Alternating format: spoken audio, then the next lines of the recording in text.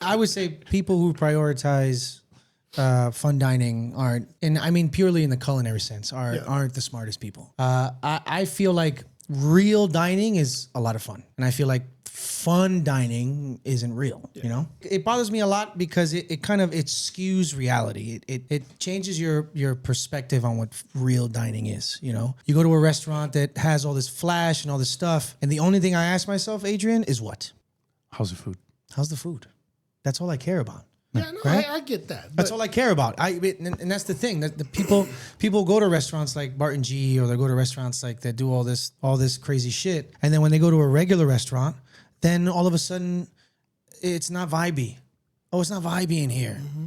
Why is it so dead? Where's the DJ? Yeah. I'm like, what the fuck you care about that for, bro? Care about how I'm gonna take care of you. Yeah. Care about how I'm gonna cater your experience and make it seamless for you. Care about how the dish is gonna come to you a la carte, on a plate. God forbid, on a plate, hot, ready, high quality, cooked wonderfully, and you're gonna enjoy it. Why is everything gotta be Chuck E. Cheese? Why is everything gotta be fucking?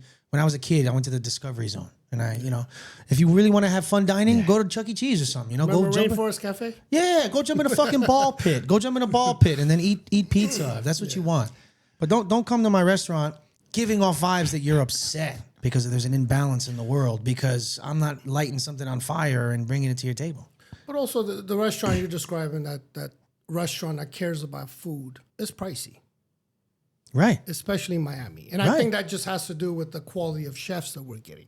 Right. Like anybody can buy Wagyu steak and cook it well, season it well. It's going to be great.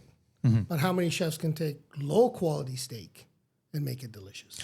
So the chef industry is changing. You know, half of them don't even know their mother sauces. You sit there in interviews with them, they got a spatula tattoo, and they think they're a chef. The chef industry has changed this game. They've made it more fun. I was in one of those interviews. I don't want to mention the company, but they asked me how many followers I have on Instagram. And I almost looked at them. I'm like, are you hiring an operator or are you hiring a promoter? I would have walked out. Like, I would have walked out. I did it in a nice way, but it's like, I'm not a promoter.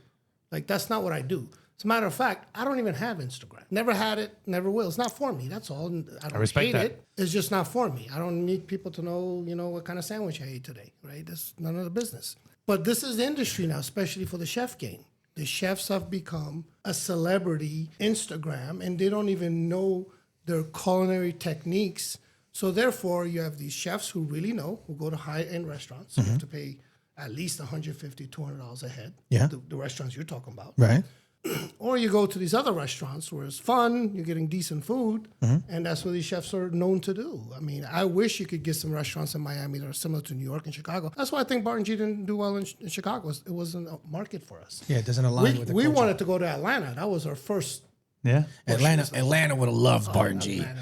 Let's be honest. If you've been to Barton G in Miami, Atlanta would have loved Barton G. Yeah, all right? Don't be hating. It's the reality. Atlanta would have loved Barton G. But that's the thing too, because if you go to a restaurant and it costs a lot of money, that's not the same thing as it being expensive. Because a restaurant, anything in my opinion that is expensive means that you don't feel good about the alignment between how much it costs and the quality of said thing. 100% agreed. Right. So yes, a great restaurant costs a lot of money to eat at. But when you're done eating and you're served wonderfully and everything is amazing and all of the flavors aligned, you're like, wow, that was a great experience.